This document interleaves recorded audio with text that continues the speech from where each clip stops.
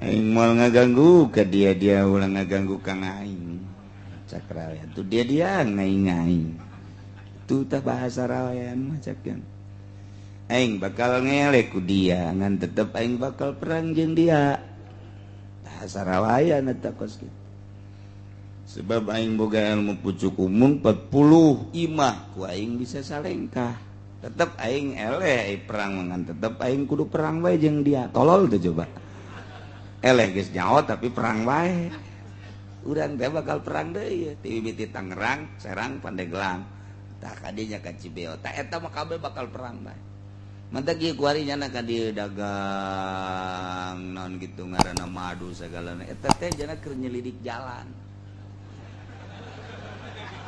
lain dagang-dagang deui atuh deui sejarah Banten emang kumaha gitu supaya engkenya nyaho jalan mun di pasar kemis ka dieu di etek ka dieu mantak cenah mah lain sadagangna karuyuk ge banyak dagang karuyuk terus bae ku nya tah cek cenah ge dia ulah ngaganggu ka ngaing-ngaing moal ngaganggu ka dia ngaing-ngaing pokona mah aing bakal eleh cenah mun perang jeung dia tapi aing mah bakal perang bae jeung dia jeblon teh eta iki holid teh beres tamat ti Ciseeng jeung ti Cibeo kuari ka Ciomas Sadigo sada salah sedikit golok wadidinya luar biasa geus asup ka jajaran kitu baju hideung-hideung billahi minasyaitonir rajim Bismillahirrahmanirrahim walau darabuhu lan lamun mukul ya wong akeh ku ing wong bisyatin kelawan pecut Pakataluhu maka matain ya wong akehu ing wong wadarbu kulli wahidin hale utawi ukulan saban-saban kang sewiji gairu qatilin iku oranana kang sok matain Wabil kisos alaihi maujuhun maka ikut tetap ing dalam kisos ing atas wong akeh utawi pirang-pirang wajah sihatuha asohuha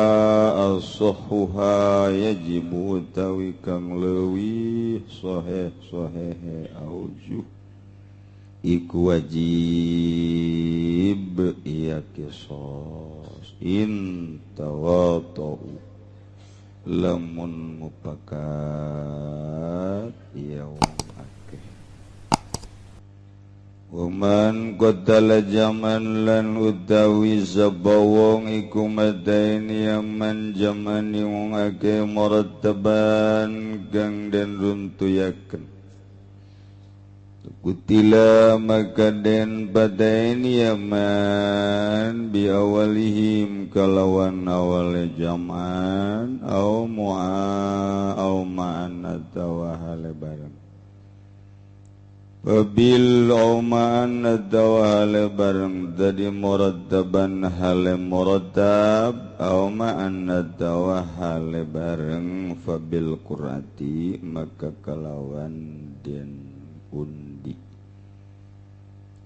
walil bakina diatulan ikut tetep kadue kang kari kebeh utawi sakeh hadiat kultu ngucap ingsun walau qatalahu lan lamun madaini falau qatalahu maka lamun madaini hu ing wong gairul awali Bagsalian kang awal asa maka dora kaya gairul awali wa waqa'a qisasan lan tuniba ya qatluhu iku qatluhu tin qatalahu iku qisasan qisas Walilawali diatun lan iku tetep kadue kang awal utawi diat wallahu a'lam utawi Allah iku kang maha uninga utawi Allah iku kang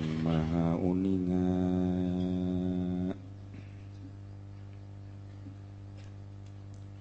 Urang bacakeun heula Fatihah kahiji kanggo almarhum Arca bin Hasan, dua almarhumah Hajar Mah binti Ali, Kampung Sondol, Kutabung. Katilu ialah almarhum Lasmorejo bin Parto di Kromo, Ngawi, Jawa Timur. Kemudian Haji Zangzang bin Haji Dadang, Kampung Pangodokan Kidul, wafat genep bulan Rajab, tanggal genep bulan Rajab, tanggal 27 bulan hari ini. Masya Allah. Terakhir ia mah keluarga besar toko Mas Tabrani Tangerang.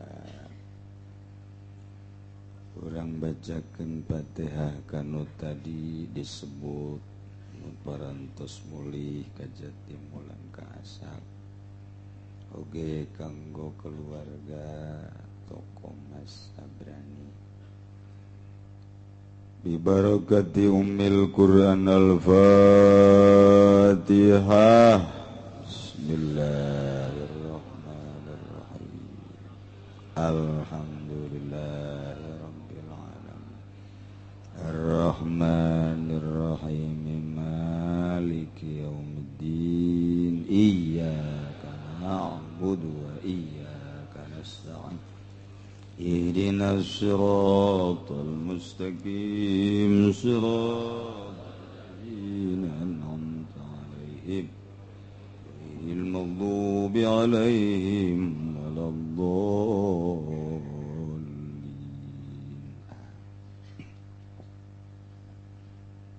Salajengna urang insyaallah ngaji 2 minggu deui. Minggu isuk masih keneh ngaji, terakhir mingguna deui.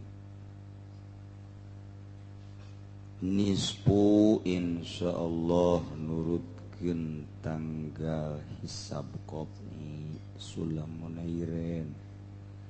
Jatuh tanggal hiji na rawah adalah poe Kemis 11 derajah luhur malam Kemis. Geus lamun tanggal hiji na Kemis, Jumat, Sabtu, Minggu, Senin, Selasa, Rebo, Kemis geus urang nisfu Sya'ban malam Kemis. Pergantian buku-buku anu lila ieu disekep. Tinggal urang dibere buku nu anyar. Geus bagus pisan, akhir buku stempelna bagus. Awalna geus stempelna bagus. Sugan we nu di deuleu awal jeung akhir. Jadi beres, Pak. Sekwalaikat baragus kabeh meja geus lah cenah tuh padahal di jerona mah aya ngibing sagala. Carana kumaha macem-macem bentuk taqarrub ka Gusti Allah ngan aya tingkatan-tingkatan. Jang urang mah anu pang boncit-boncitna cukup maca Yasin bae 3 kali tah eta insyaallah buku urang naik stempelna bagus, turun buku nu anyar di stempel deui bagus. Tah iyalah nisfu Sya'ban. Aya nu makekeun nisful awal tanggal malam 15. aya nu makekeun nisfu tsani tanggal 16, aya nu dua-duana make teh nisful awal maca Yasin, nisfu tsani maca Yasin. Aya nu henteu duanana. Malam 15 nonton TV, malam 16 nonton internet. Bola macem-macem. Terus urang maulah esian kudu madehes ka Gusti Allah. Eta cenah sok aya salat nisfu Sya'ban 20 rakaat bid'ah.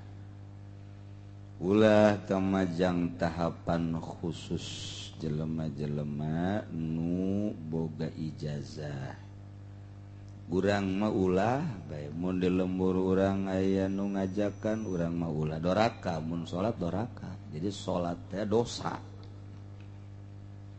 Ngan ngageunggeureurkeun kanyana ulah, urang mah milu ulah kos kakadal bae kitu. Aya kadal atuh sabodo sepira kadal ngaganggu moal urang kanyana nyana gitu ngaganggu ka urang geus bogoh henteu kanyana nyana bogoh henteu ka urang. Geus lamun aya ustad atau pendatang nu salat nisfu Sya'ban anggap anggap kadal teh artina sia-sia aing bae gitu. Ulah aya dusa kadal sia. Ulah digitu-gitu biasa urang ulah milu. Salah wallahu alam gitu bae geus urang. Tapi lamun tahapanana geus lain deui boleh kan geus teu ulah kadeuleu ku jelema. Ulah kadeuleu ku batur salatna sorangan. Aya salat nisfu Sya'ban khusus tapi.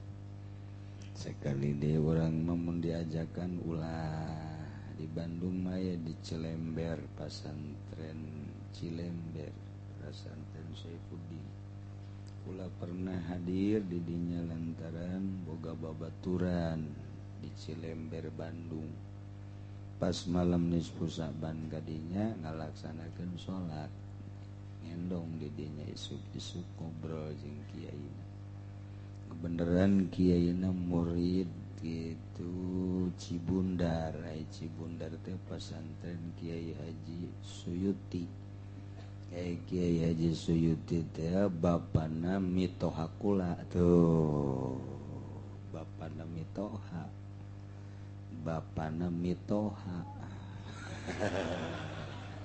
gitu pokoknya mah geus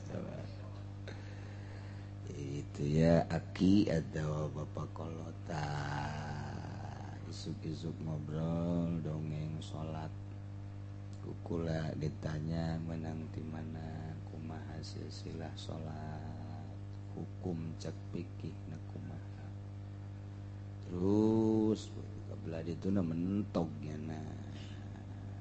mentok baca kulalah atuh ulah diberjamaah mendek masorangan bae terus panjang lomingna akhirnya marahnya ibadah sih pakai marah segala gitu kan itu deui kulana henteu kukuhan teh mah di sebagian aya anu ngembang-ngembangkeun kos gitu teh berdasarkan fikih mah tetep bid'ah bae ulahnya jadi urang lamun ngalaksanakeun ibadah kudu aya parentah. Lamun do parentah atuh ulah. Atuh urang mah beneran nya embungnya diulah. Pas cenah ta kiai teh mantep jasa geus tong. Gusti Allah.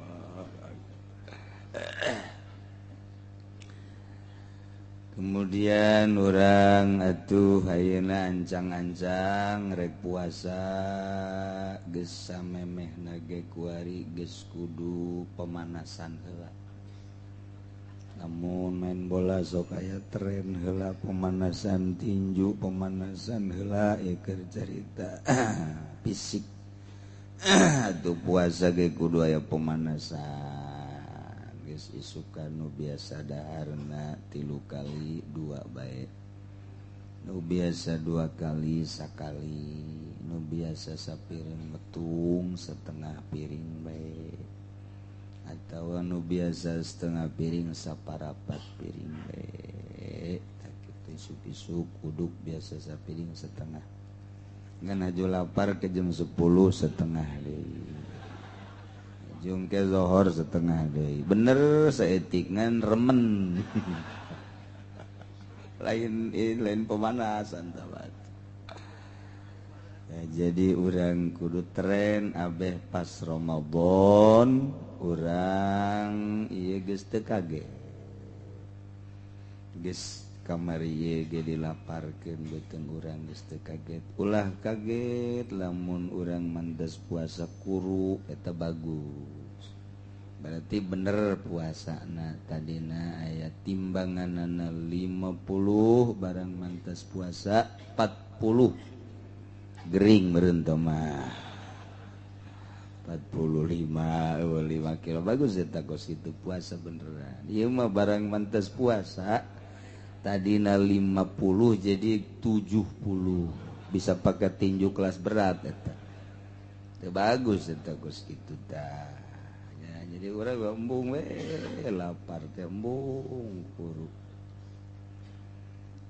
Tah eta puasa urang ancang-ancang heula ti ku hari abeh pas puasa Ramadan urang teu kaget. Kumaha bedana nu kaget jeung nu teu kaget? Ari nu teu kaget mah begitu asup Ramadan biasa bae. Aktivitas biasa segala rupa biasa pedah rada lapar doang setik eueuh pangaruh sebab tatadina geus pemanasan heula. Tapi lamun nu datang-datang deuk be Ramadan puasa bakalna engke beda. Kaget ku kaget nyana nyarupaan ka peusing ngaringkuk aja peusing ya. Ditoe ge peusing moal hudang dibalangkeun nya ngaringkel bae teu hudang peusing mah. Peusing ge urang boga anak kos kitu ieu peusing berarti. Atau abah nu kos kitu ieu abah peusing ieu. Atau berjamaah anak jeung abah atuh peusing kabehan tah mah. Eta peusing jadi kaget ngaranna. Jadi urang pemanasan ancang-ancang heula sambut ku urang Ramadan dengan penuh bungah jeung bahagia. Sakumaha urang deuk nyambut panganten, urang dipangantenkeun disambut ku calon disambut ku urang silih sambut lantaran di jerona aya kebahagiaan. Di jerona aya kabungahan salakina calon salaki bakal mere kasenangan, calon pamajikana bakal mere kabungahan. Geus silih sambut bunga. Indung bapak di kedua belah pihak dirojong dianteur milu bunga. Jadi bunga kabehan di imah besan dahar teu dahar tetep bunga bae. Daharna jeung daging bunga. Eueuh dagingan beakeun aya ge jeung teh tempe bae bunga bae. Datang ka dinya geus eueuh daging eueuh teh tempe, aya ge sanghuras. Nu hajat mengaja bete di dahar blon teh. Sudah kongkoh cenah ulah idar cenah besi beakeun. Tah eta teh bunga bae. Ieu ge nyambut Ramadan pohara naon nu manta kurang bunga Ramadan pinuh ku pangampura. Urang asup ka bulan Ramadan beuh caroplok dosa-dosa urang. Geus teu bunga kumaha. Entek bahasana ge beda jelema nu bunga mah duh alhamdulillah kapanggih deui jeung Ramadan tah eta bagus tah. Eta hebat. Emang kunaon gitu ngeunah bukana jeung bonteng suri. Aduh. Eta mah tuh kos kitu mah ka awak-awakkeun. Tapi dereskeun eta ge dibandingkeun jeung kieu, aing mah karsel ya Ramadan geus tereh datang di puasana aing mah lah. kuat jasa cek aya tarawehan segala aing greget itu milu aing isi milu capek pang tebagus atau mata kos gitu aya keneh di Cikupa 2 anu kitu ulah sambut dengan Ramadan sakumaha dan Ramadan dengan penuh kegembiraan sebab cek Kangjeng Nabi man fariha bidukhuli Ramadana saja lemak anu bunga kedatangan bulan Ramadan gupirolahu mata qaddama min zambi dihampura sakabeh dosa. Masya Allah luar biasa sambutlah Ramadan ti kuari persiapkeun urang ulah pati loba dahar ulah pati loba barang hakan ulah pati loba ngunyem-ngunyem jadi diatur supaya pas masuk Ramadan urang teu kaget itu jelas bunga hate ku sebab Ramadan pinuh ku magfirah Ramadan pinuh ku pangampura bunga amat urang ayana Ramadan lantaran dosa orang setahun temun digundukeun meureun segede gunung Karang mah leuwih malah tapi ayana bulan Ramadan bisa caroplok pohara jasa bulan Ramadan mun urang teu nginget-nginget gadinya atuh urang biasa bae ke bulan Ramadan tapi begitu Ramadan ieu mun cara rinso marinso nyeuseut kotoran-kotoran jeung bakteri-bakteri begitu diseseh pakai rinso bahkan mencuci sendiri rinso mah mentak loba nu gararandeng di imah nyeusehan sorangannya nah ieu ge sarua urang ge begitu asup ka Ramadan diseseh awak urang jadi bersih maha kawasa Allah maha loman Allah maha barahan Allah alhamdulillahirabbil geus malam Kemis nisfu Saban ngaji 2 minggu deui ke urang penentuan tanggal 1 Ramadan iraha insyaallah menurut hisab qot'i buatan ulama lain buatan Yahudi nyukum buatan Yahudi Happy Meris buatan Yahudi lain buatan ulama rumus-rumusna adalah bisa nyieun urang menang nyana nyieuna digelokeun saeutik urang ngagelok tayelah pake mah pake kula ge sok make ngan jang perbandingan tetep nu dipake nama satu kali kumaha bae ge ulama bae geus percaya jasa ka ulama tengetkeun jero hate bukakeun tancepkeun cinta ulama ulah cinta Yahudi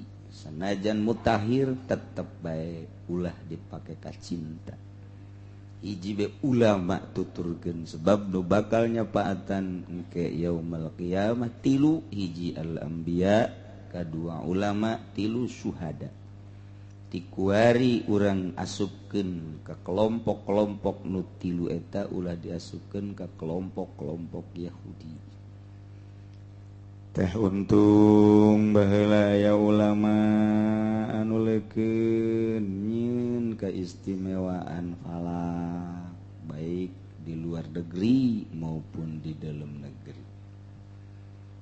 Di dalam negeri di urang geus tenar bahkan mendunia ialah Syekh Mansur gitu jembatan 5 Kiai Mansur jembatan 5 diparake lain bae di Indonesia di luar negeri ge dijempolkeun tetes Sulam Munairin tetapi di Indonesia ya kiai ekstrim ka ulama karena nyana modern rarasaan nyana tidak layak lagi Sulam Munairin dipake ngomong sacablakna sungut disoekeun bisa nyana lain kukula kujin bisa ya jinnya asap ge soek teh sungut sing ada buatan wali sembarangan kakarak bisa ngitung Happy Meris jeung nyukum bae ge geus deuk nukangkeun ulama masyaallah naudzubillah min dzalik tetep bae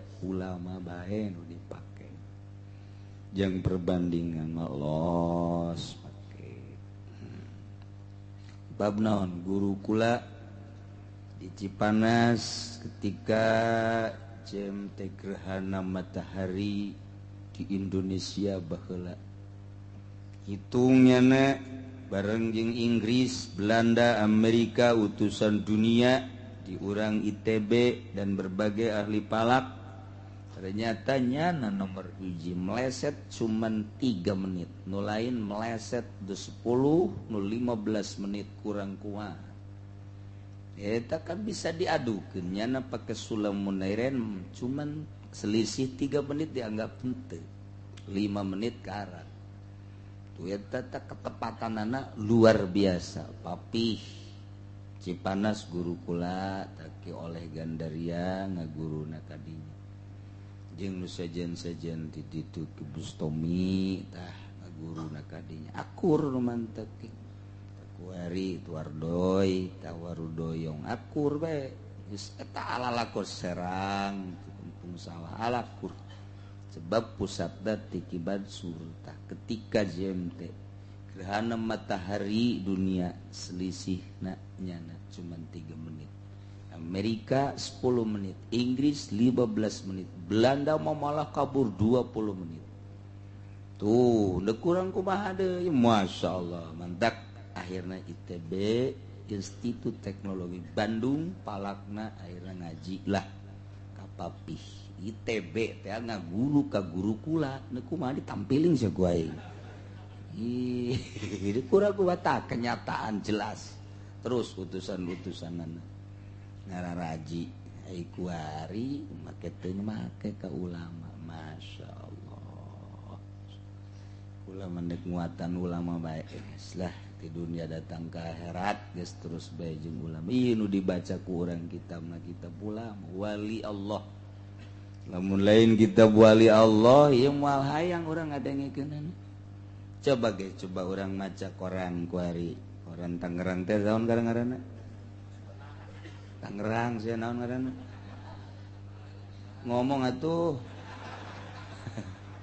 Koran Radar, baca ku urang. Paling nu ngadengikeun tiluan. Obatan liwan lah, kos kitu ieu. Tuh, malah yang ngadengkeun bangsa buatan Pasek. Malah yang ngadengkeun radar, ngadengkeun satelit, ngadengkeun pos kota, ngadengkeun Kompas, Merdeka tah mah sapoe baca jumpa majikanana keur meulahan lauk. Jeung naon eta dikata tanggakeun. Bungkus eta koran tah. Cikene mah dibeli dibaca pakai bungkus. Ieu bateu wani urang pakai bungkus pasti. Boleh lalagaan. Kitab buatan wali nyaksian di kurang didenge baca, haju ku urang didengekeun. Atuh pan ieu jadi saksi, utawi iku jadi saksi nu nyieun mah. Atuh nu teu nyieun ge atuh nyaksian nu nyieun utawi kadinya tah. Nu nyieun iku. Geus. Ngadengekeun wan wali mah teu maot buat ting sohibul kitabna ieu musannifna nyana keur hadir di dieu. Ulah dikira baheula abah ngaji Ihya Ulumuddin ba'da magrib minajul abidin. Ba'da magrib keur mejeunna dibahas aya belah dieu tah belah kulon jelema make jubah kaset eureun keur ngaji teh eureun kunaon ngaji tapi terus deui nyileuk ke belah kaler ka dieu eureun deui ngajina gitu eureun deui ngaji deui terus diuk pe di dieu di kaler tah nyana ngaji we almarhum Abah Minhajul Abidin ba'da magrib telila terus eureun beres ka jero belila deuk salat isya nanti nu biasa 8:30 ieu mah datang ka jam 10 santri teh lila ngadaguan kana kaluar. Geus terus we ngaji-ngaji sababaraha poe kula nanya kejadian tersebut teh buah eta cenah waktu keur ngaji teh Imam Ghazali hadir. Coba eta. Tuh, ieu ge buat teh hadir di belah mana meureun teh nyaho dideuleukeun we nyangan nyana paling neuleukeun ka nu nundutan nyana. budak teranggap cara ke aing sial jasa. Masya Allah. Beda tuh aing ngaji jeung ke kitab wali mah lain deui. Ya Allah, nyadarkeun diri urang. Ngarasa diri urang loba dosa, sebabnya nama geus jadi ahli Allah. Urang dibaca berarti urang cinta, geus cinta ka wali Allah tuh diaku kunyana. Ieu loba faedah-faedahna mun urang macakeun kitab wali-wali Allah Subhanahu. Oh kadanan orang ngarang maca-maca macana ge hese atuh ngahartikeun makomo atuh urang ngadengikeun sadatangna otak urang jalayeun otakaneun urang atuh ieu mah ngan sadatangna bae urang samampuhna gegedena mah jalayeunna naon nyambungkeun diri jeung para ulama nyambungkeun diri jeung para wali-wali Allah Subhanahu taala. Jadi komo ieu mah kuari ngaji anu geus teu kapake ieu hukum-hukum teh dipake di negara urang mah ngaji bab kisos. Ada hal nas walil qisasi hayatu ya ulil mun di hiji nagara dilaksanakeun jelema zina dihad zinah muson ranjam maling potong leungeuna jelema anu maehan paehan deui teu kudu aya polisi polisi teh aja ngamankeun lamun dilaksanakeun hukum Al-Qur'an di antara kisos di Indonesia baheula di mimitian eta teh geus teu kudu aya polisi jang pengamanan model kitu paling ge jang perang doang sebab aman atuh urang neundeun sendal di masjid ge sababaraha poe moal aya nu maling kuari mah urang salat Jumat ka masjid teu khusu sendal kainget-inget pikiran teh ka sendal bae kodal kulit anyar ya aing aman tante antaran berarti geus teu aman jasa tak butuh polisi jang saeta jang nangkep nu kitu kaasupan setan jadi anu katerapan ku setan nah ieu ditangkeplah ku polisi geus polisi eta kuduna mah nu bararesi sebab jada tukang nangkep nu teu bener aya prakuari di Indonesia kaasupna polisi teh kurang bener di mata masyarakat teh polisi ge kurang bener. Nu bener atuh mah. Nu bener di mata masyarakat polisi jore jasa heran di bagus-bagus ge teu daek bagus. Jadi magusan kene abri di mata masyarakat teh abri mah rada deureus. Padahal mah polisi eta gede jasa fungsina, tapi tetep di mata masyarakat jore bae hese. Eta meureun namun teu make helm tangkeu. Pentil rusak 5.000 aya SIM 200.000 nego jadi 50 bahkan bisa 50 bisa 25 itu eta gara-gara kos kitu tameureunna nentah jadi bejore di mata polisi bahkan leungit motor geus ulah ka polisi lah geus kudu lapor kunaon emang lapor ongkona yang henteu aing dicecer duit deui jadi polisi teh jore bete di mata masyarakat Masya Allah kos gitulah tapi aya bagusna jelema ngirim barang ka Lampung sok di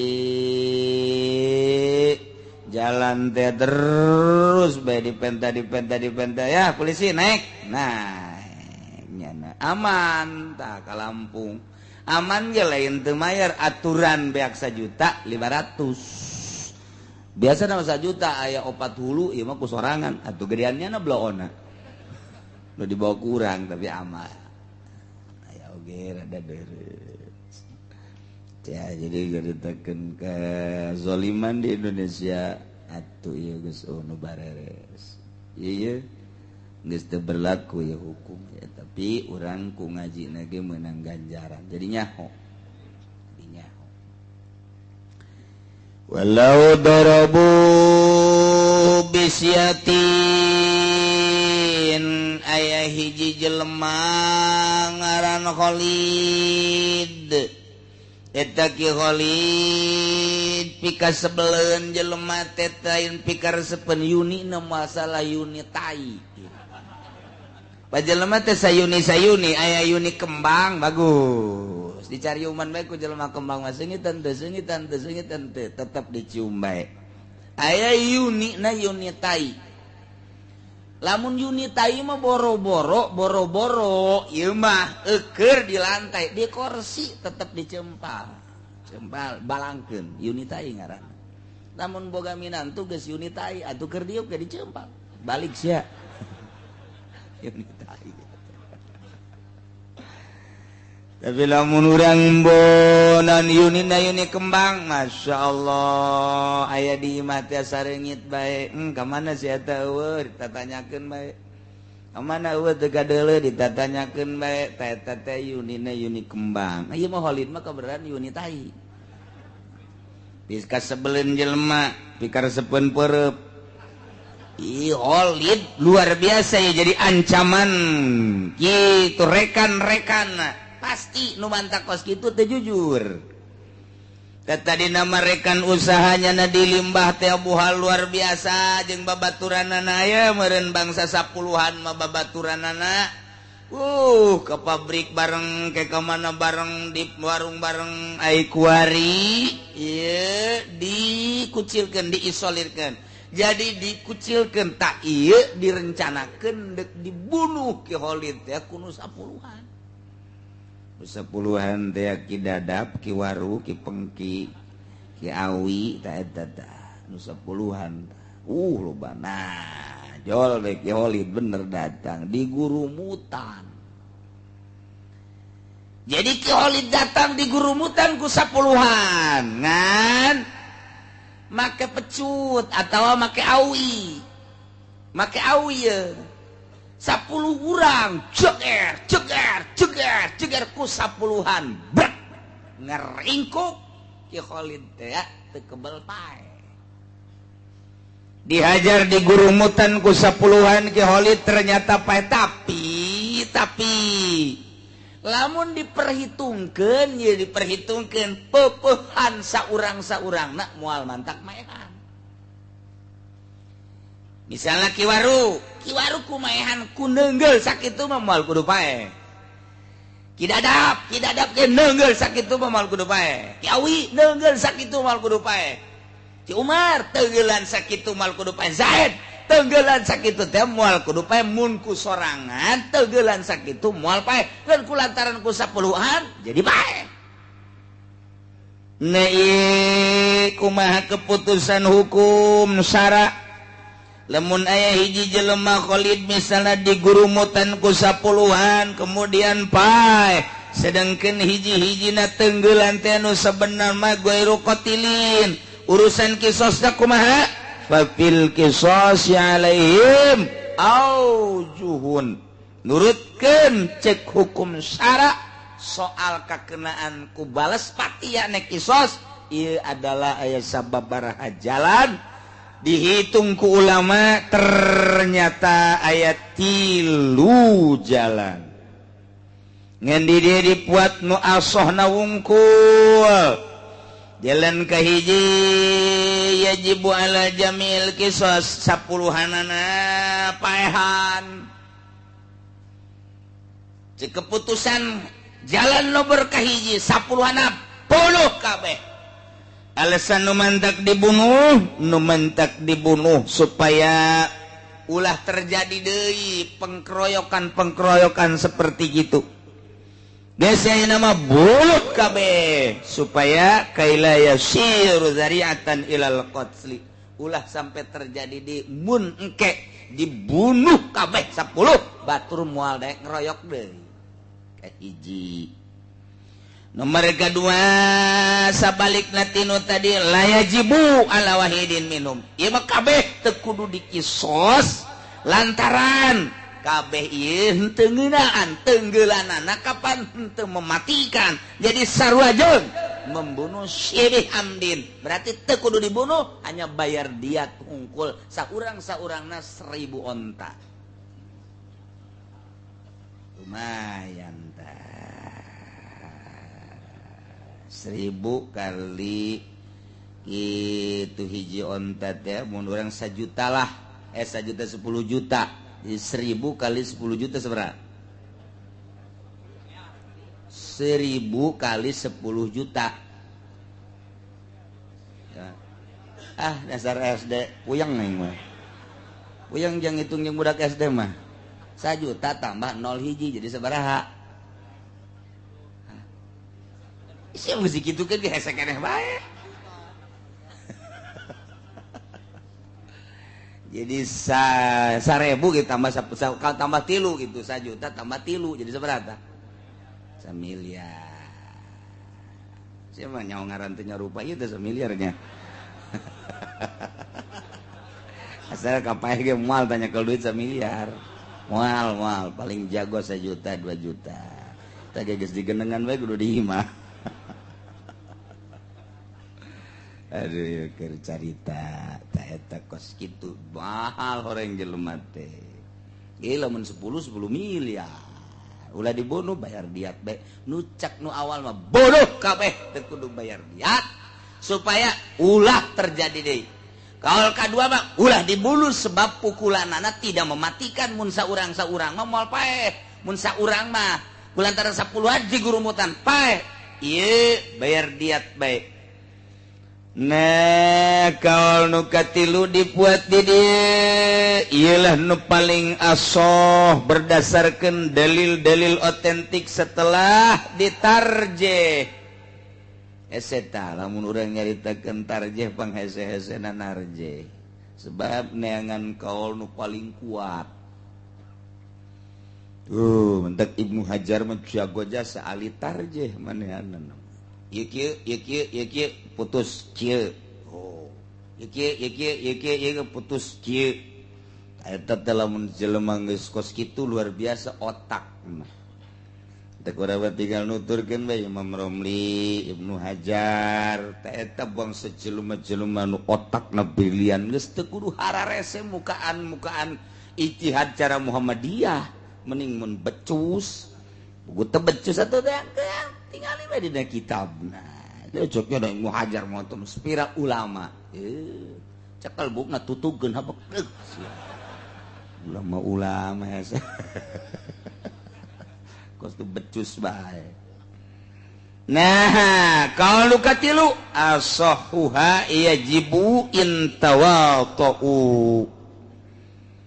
jadi kalau katilu musigar tengah nukatilu pang asohna nu dua tadi adalah asupna kana soheh muqabil soheh ialah asoh ialah nu bisa dipertanggungjawabkeun yajibu wajib dikisos intawatu lamun memang manehanana mupakat ay ittafaqu ala darbitil kadarabat manehanana memang benar-benar bertujuan untuk membunuh nah ieu mah nurutkeun ceuk kaul Allah tetap wajib kakenaan ku kisos keseluruhannya jadi ditilik heula motifna apakah cuma dek menganiaya apakah memang nyana bener-bener dek ngabunuh karena ya jelema cuma dek nganiaya doang terjadi pae eta ditinjau heula teliti heula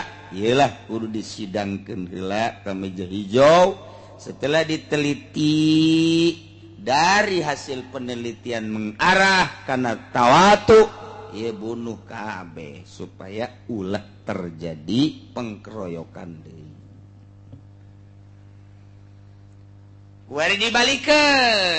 kuari mah dibalikeun lamun tadi dikeroyok hiji jelema kulobaan eta keur carita 10 mulaina mah ti 2 ti 3 ti 4 ti 5 ti 6 datang ka 10 atawa 50 atawa 100 sarua bae atawa salembur ngeroyok hiji jelema paeh atuh salembur kabeh bunuh ya kumaha tuh asalnya nanenggel kabehan bunuh bae kabeh ya Allah cenah kula mah ngan nepak doang sia teh naonan make nepak segala bunuh bae kabeh bae ya Allah ya Rabbi salembur kosong ta lembur tah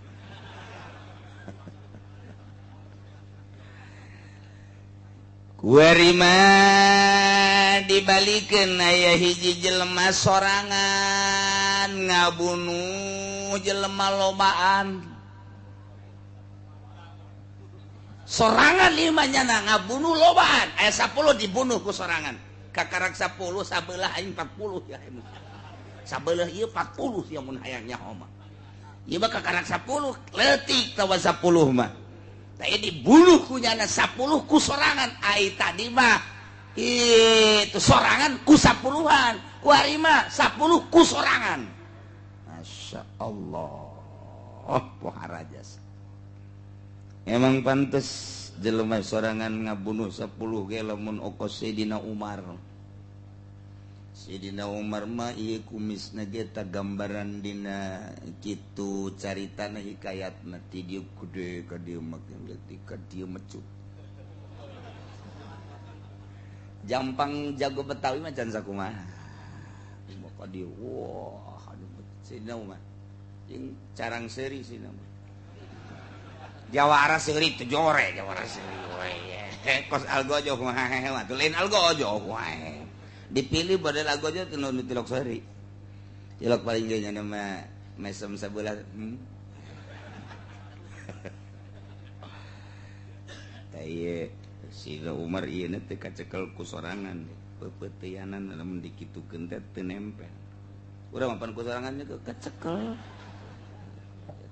gede jasa berarti seter Sayyidina Umar Masya Allah dedeg pangadegna nu luar biasa wah moal aya di Mekah tenarna Sayyidina Umar sieun kabeh Sayyidina Umar jadi lamun Sayyidina Umar geus nampiling dak kelenger Sayyidina Umar sakitu can make menyem-menyem eta oh kok make menyem-menyem teh ieu ge aya hiji jelema gagah maehan lobaan Ki Holid tadina kabur ti lemburna haju ka ditu ka Banten belajarnya na di Ciseeng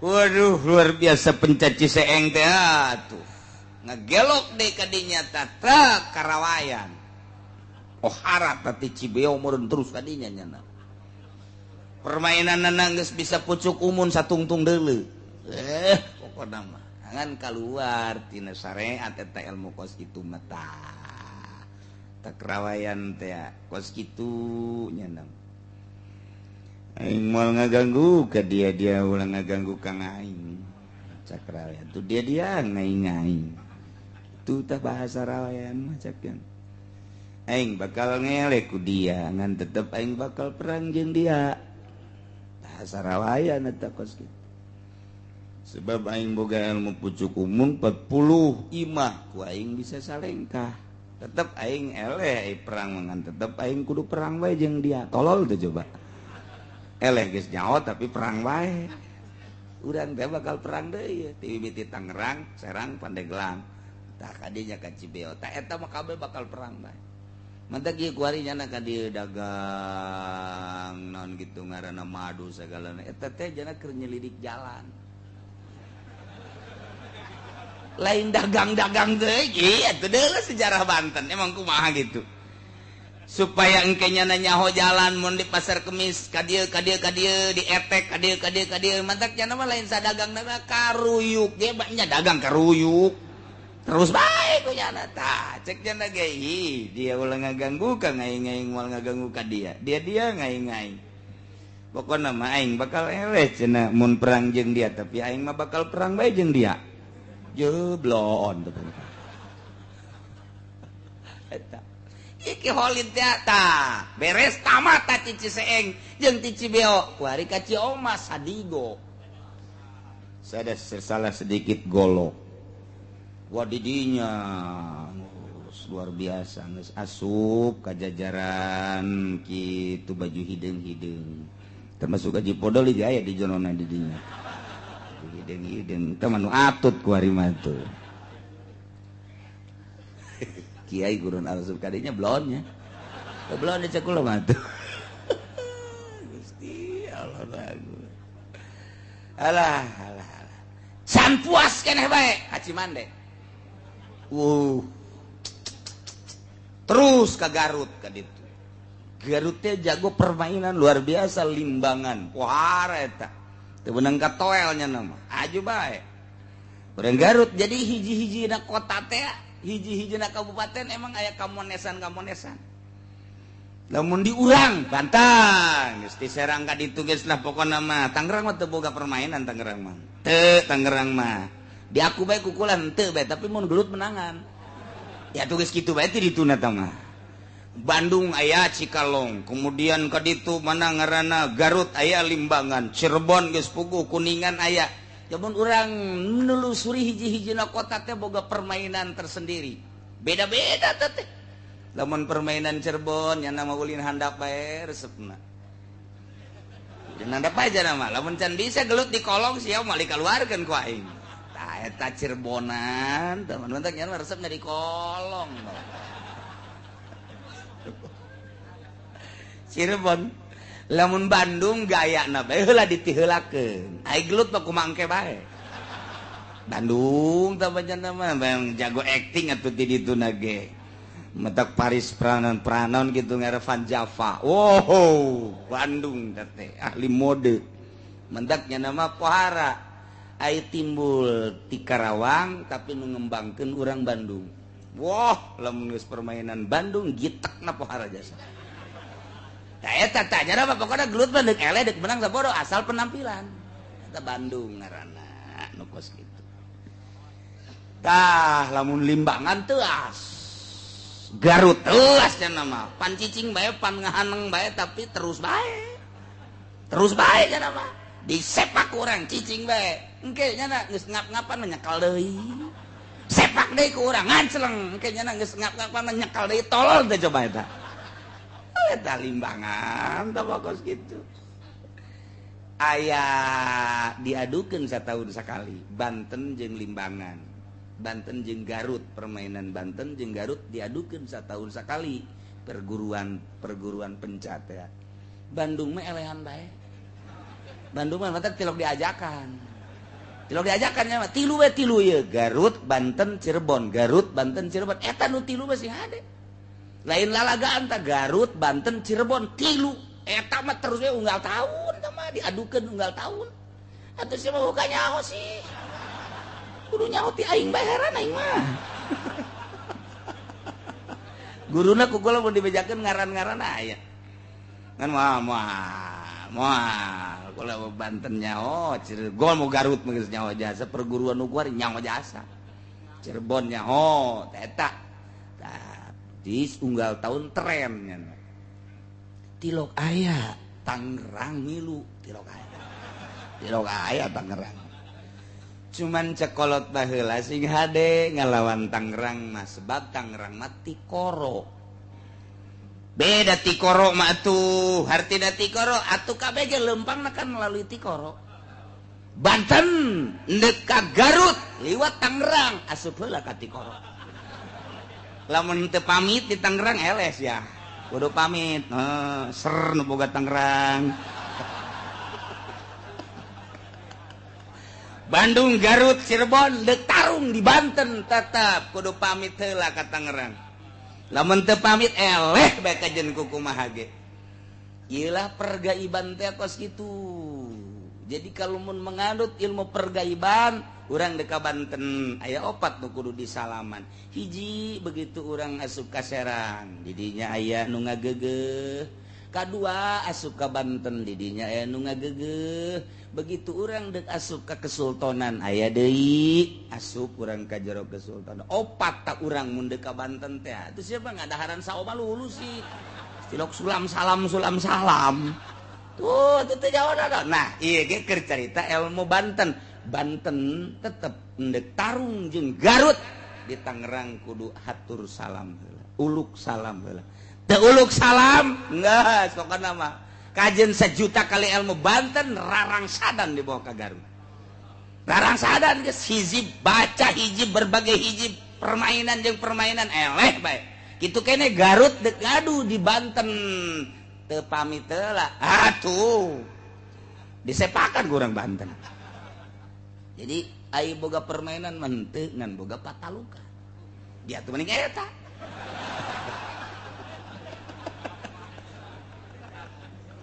aduh Gusti Allah lagu keur carita ilmu kadugalaan model kitu ieu ka mana ya Holid gara-gara nama ye guguru jadi jagoan ki Holid teh nah kuari ki Holid sorangan ngabunuh 10-an teu sabaraha ngan ngabunuhna teh murotab hiji-hiji tarung ka dieu sia ceker bak modar kada sia ceker modar nu hiji kada dak modar nu hiji deui mah diome sia nek sanasib sia jeung itu atuh da kumaha ayo gebugan heula ayo tut cansak kumaha teu karasa modar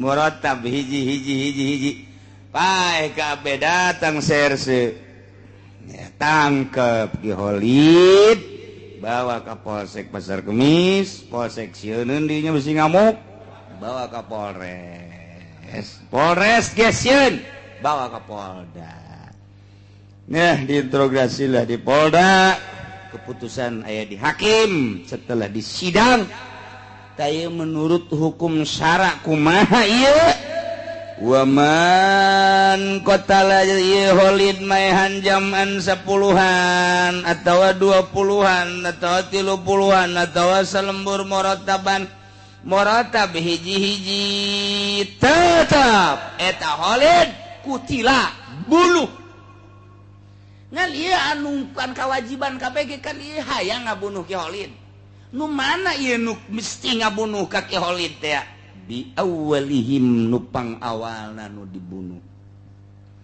eta lah nu berhak untuk membayar pati balas pati nupang heulana dibunuh saha ternyata nupang heulana dibunuh teh Ki Zayed keluarga Ki Zayed lah nu berhak untuk membunuh ki Holid nu sejen mah atuh aya geus dibunuh mah nya dipaehan deui jangan sakali pan atuh paeh mah geus teu meunang dicaca geus bae eta nu kaditu nu 9an deui diat jadi tetap keluarga ki Holid nya Holidna dibunuh modar nya ieu nu 9 tanggung jawab keluarga kudu mere diat 1000 aya 9.000 mun aya bapana tanu tanggung jawab Bapak Holid bapana eueuh aya ge mamang cek mamang sial teu puguh teu karu jabat tilok naon tilok cenah ka dieu lain mere warisan mere nu kos kieu mamang ge aya ge kakana jeung adina keluarga kabeh tanggung jawab mun henteu di akhirat urang tetep bae kabeleteran eta pan berat eta kos kitu nyana anu boga kalakuan teu beres tapi keluarga kudu tanggung jawab Masya Allah kumaha lamun sakaligus ngabunuhna Ki Zayed teh 10 sakaligus kunyana teh dibakutet di talian dah 10-an nah beres dihijikeun tek langsung pedang budak sakaligus kumaha lamun Ki Holid gabunuh damaan sakaligus saha ieu anu kamistian kawajiban malas isos malas pati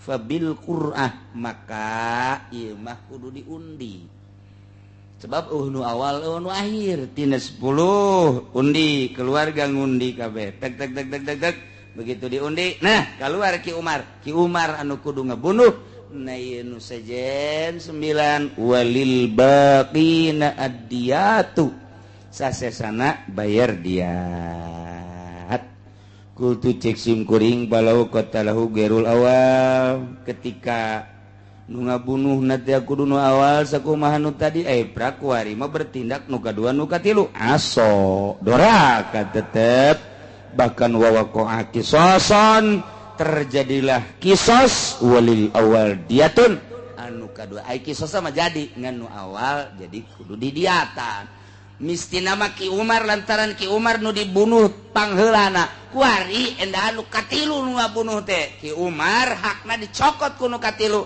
jadi bae kisosna ngan Ki Umar berarti kudu dibayar dia wallahu a'lam bis